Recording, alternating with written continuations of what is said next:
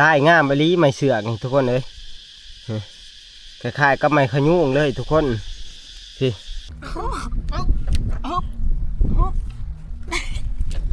ตูดได้ปะตูด1 2 3ตัวนะ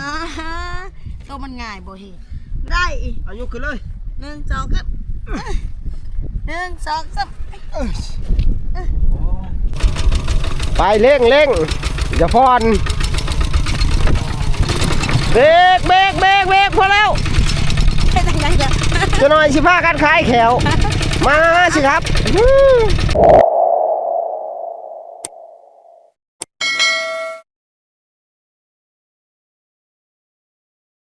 สบายดี FC ทุกคนเนาะบ่ว่าสิอยู่ภายในและต่างประเทศและก็ยินดีต้อนรับเข้าสู่ช่องพันจิตคนหากินมื้อนี้ก็ยังบ่ได้ไปป่านำทีมงานเนาะเพราะว่าเวียกงานในพาดนี่แหละยังยุ่งยังยากหลายนี่แหละนำเฮือนเฮานี่เพราะว่าสร้างเพิ่นก็ต้องการอุปกรณ์นะในพาดก็ยังบ่ทันได้อุปกรณ์มาให้สร้างเพิ่นนับแต่ว่าวงกบแน่แล้วก็เสามุกทุกคนก็คืออันในพานสีก่อเพิ่มเติมอีกเนาะก็คือก่อหมกคันใดทุกคนเลยแต่ว่าในพานก็ยังบ่ทันได้เสามันเนาะ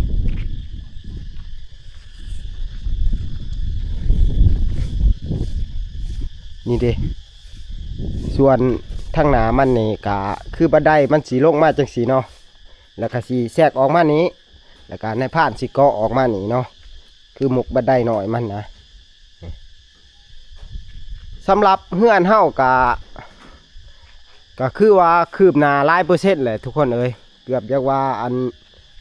60%เลยเนาะหรือว่า70%พอแหละนี่เด้สร้างเพิ่นก็มุ่งแล้วเรียบร้อยแล้วก็ถือว่าอัน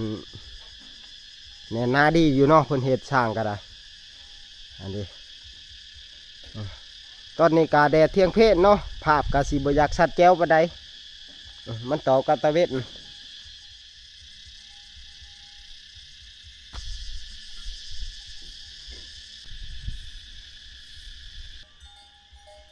มื้อนี้ก็สิเริ่มต้นด้วยการปาดเสาเนาะทุกคนเอ้ยเสากับบ่ยาวดอกเนาะประมาณ3 เมตรกว่าๆนี่แหละเสาหมุกบันไดเนาะตอนนี้ก็หันในพานกับกาเกียมอุปกรณ์แหละผมว่าสิเป็นเรือยนต์บ่เนาะเนาะน้ำมูกน้ำมันเอาขึ้นรถไถปาดไม้ในให้หน้าเฮานี่แหละก็คือไม้เสือกเนาะไม้เสือกที่ว่าซุ่มที่ว่าในพานปาดบ่เบิดแน่ในเถียวก้อนนั่นแหละในพานปาดเสาเนาะ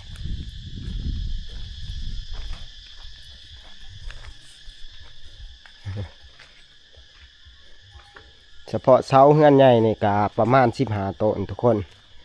เฮาก็สิเพิ่มอีก2 เสาก็คือเสาหมกคันใดเนาะอีก2 ต้นเป็น17 ต้นบาทนี้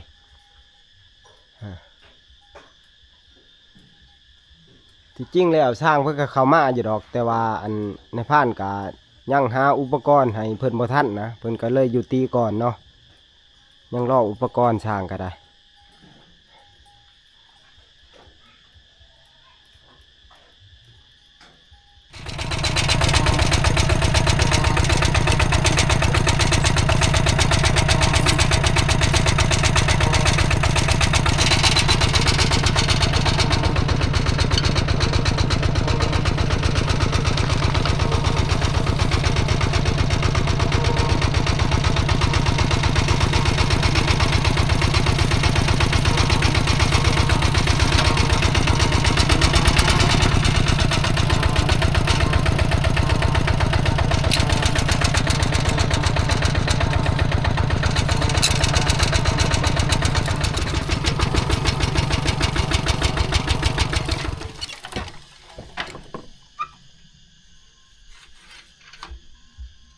หอนแล้วบันทุกคน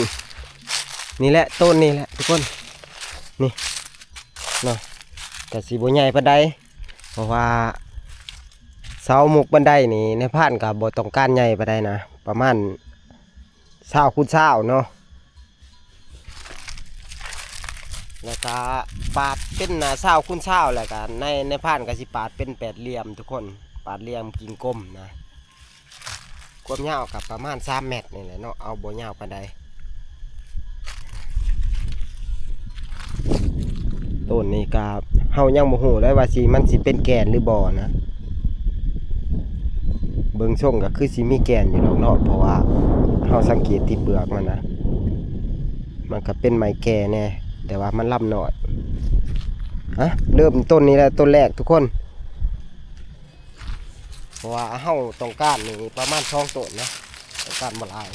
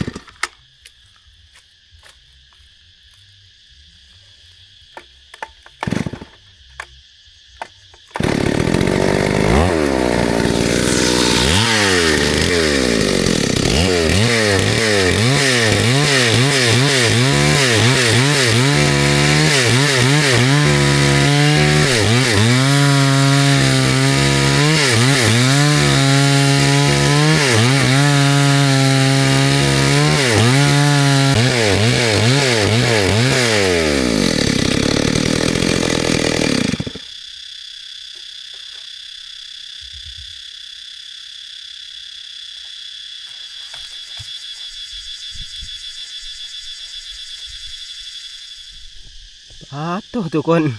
ลายงามไปลีไม้เสือกนี่ทุกคนเลยคล้ายๆกับไม้ขยุงเลยทุกคนพี่มึงตีมีแกนดีอยู่ในผ่านคิดว่าสิบุมีแกนได้ตัวหน่อยนี่เนาะแกนงามดีอยู่โอ้ยลายมันงามคัก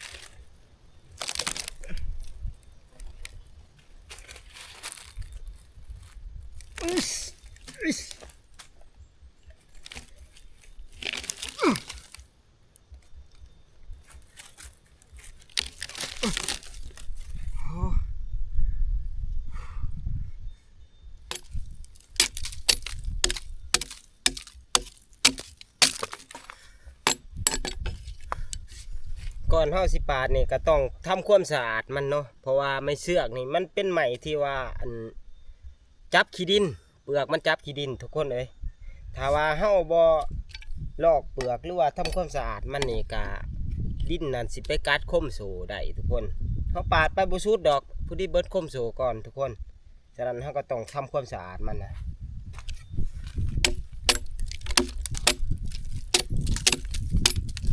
มีแต่ดินมันจับมันเป็นกาบจังได้บ่หูบุมักจับขี้ดิน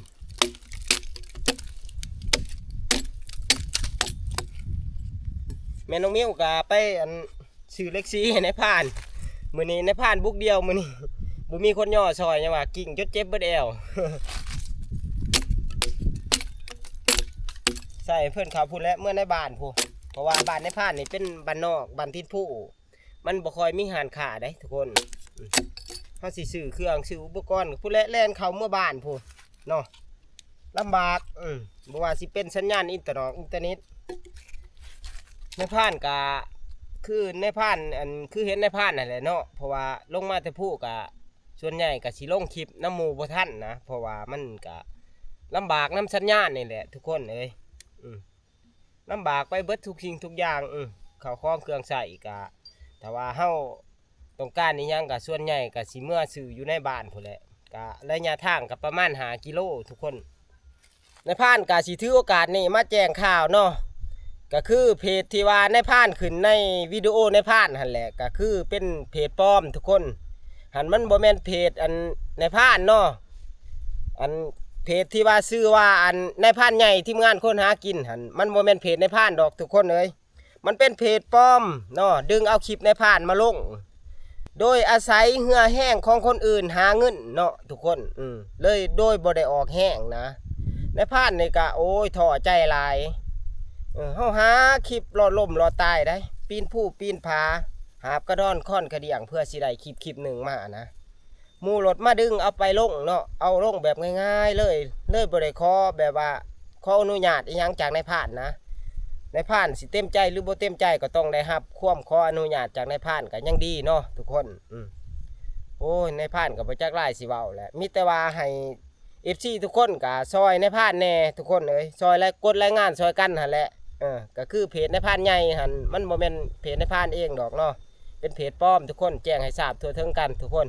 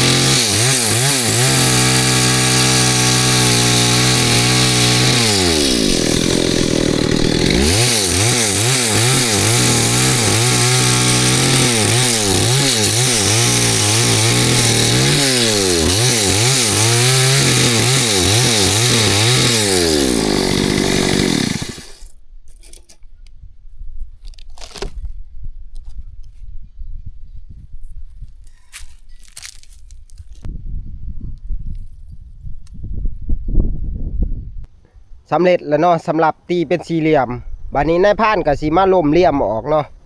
ก็คือเหลี่ยมนี่เนาะล้มให้มันเป็นแปดเหลี่ยมทุกคนไม้นี่ก็แกนบ่ใหญ่ปานใดอยากติดหมอกจังหน่อยทุกคนเพราะว่าเป็นไม้ลำหน่อยนะนี่แหละนายพรานก็สิล้มเหลี่ยมออกนี่เนาะล้มเหลี่ยมออกนี่ก็เฮาก็สิได้เสาแปดเหลี่ยมบัดนี้ทุกคน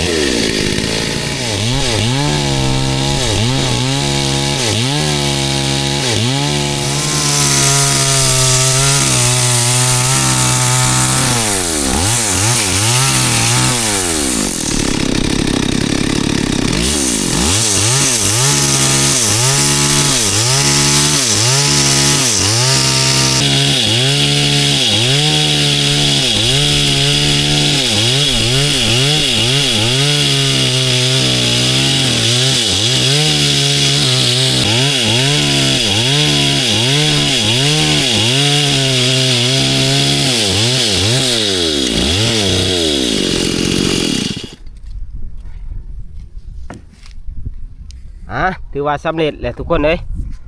ปาโตแกนง่ามไม่รีได้ไม่เสือกทุกคนนี่ทุกคนเอากระสีได้เสาทรงเป็ดเรียบแบบนี้เนาะ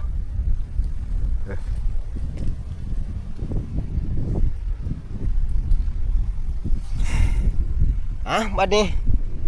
เสร็จชิดเลยทุกคนเลยโอ้ยังว่าลุยคนเดียวสำคัญเนี่ยโตยุกนี่แหละทุกคนเลยคนเดียวก็ได้ซ้ำปาดกับพ่อไว้ดอกเนาะเฮายุกนักนี่ก็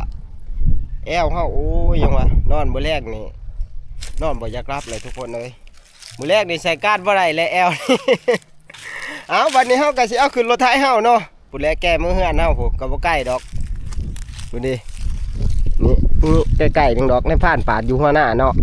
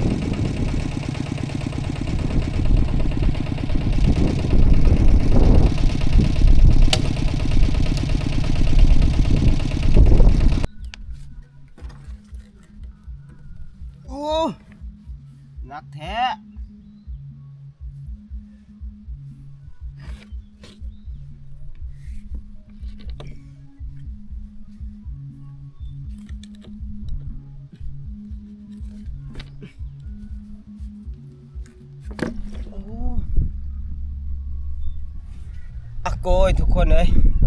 ยุกบ่ไหว้คิดว่าสิเอาคนเดียวหลอดนะเอาไปบ่หลอดเลยทุกคนเอ้ย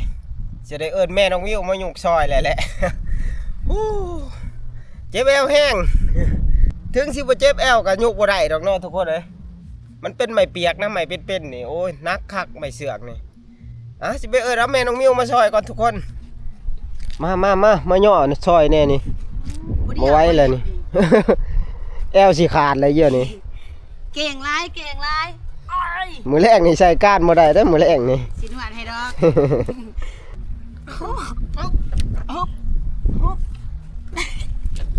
ตูดได้บ่ตูดเอานั่งฮึบเมื่อกี้แหละเอา ตูดอีกจังน้อยจังยุก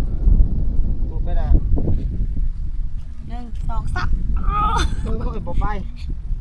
อยู่บ่ได้ เด้อ 1 2 3นะตัวมันง่ายบ่เห็น1 2 3นี่ อีก 1 2 3อันนี้มันเดือดขึ้นว้ายบ่ได้อีก เอายุกขึ้นเลย 1 2 3 1 2 3 โอ้ยสุกไป 1 2เฮ้ย โอ้ย สิบ่เดืองบ่เลยบัดนี้มันหนักแล้วนี่ เดี๋ยว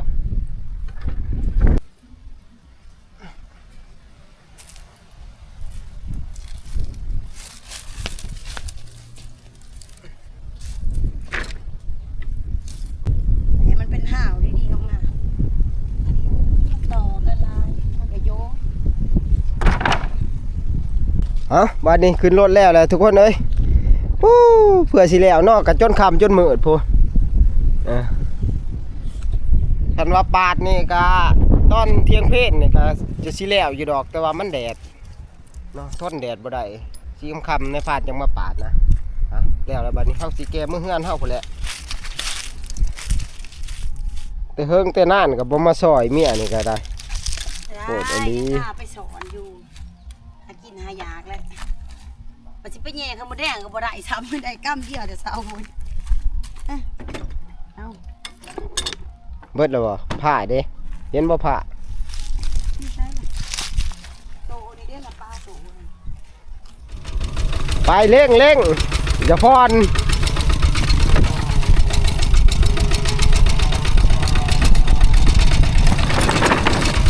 เจ็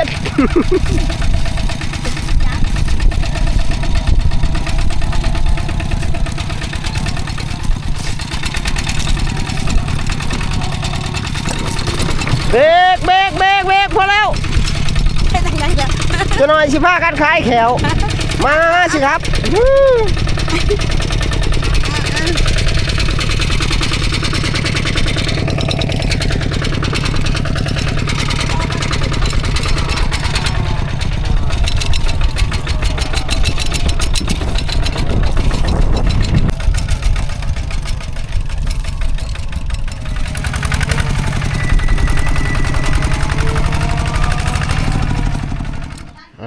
หอนระบาดนี่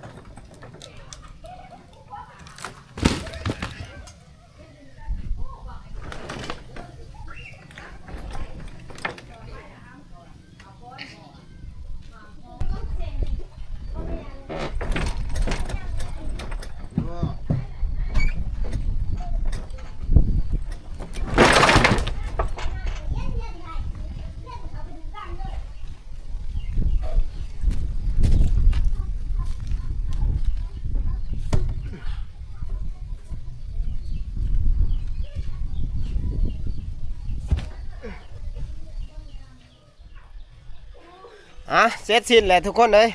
แต่จนคำจนมืดเนาะมือนี่ปู้ยังวะ เหงื่อไหลไข้ย่อยปาดใหม่เจ็บแอวก็เพราะเจ็บแอวแล้วย่อใหม่บัดนี้มาหอนในการในภาคในสปิดคลิปไว้เพียงเท่านี้แล้วเนาะสำเร็จเสร็จสิ้นแล้วทุกคนเลยแต่จนคำจนมืดเนาะปู้ยังวะ เฮิงเราบ่ได้ผ้าใหม่นะทุกคนปวดเบิดองค์เบิดแอวเนาะ